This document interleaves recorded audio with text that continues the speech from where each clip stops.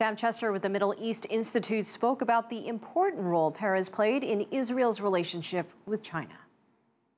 In terms of the steps he took, when he was sick and in the hospital the last few days, the Chinese vice foreign minister called him the father of relations between the two countries.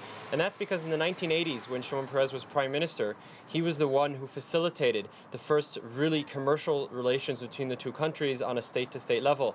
Then, a few years later, in 1993, when he was the foreign minister, he was the one who engineered the first visit of both himself and Prime Minister Yitzhak Rabin, his colleague, to China after relations were established in 1992. And then, of course, later, as president in 2014, in his role in Israel, he visited China and helped the relations between the two countries grow, as we've seen in the last few years. So that was just on the actual steps, the role that he had day to day. But I think it's also really interesting to discuss a bit what he represented and how, over his entire career, what he represented meant so much for ties between China and Israel.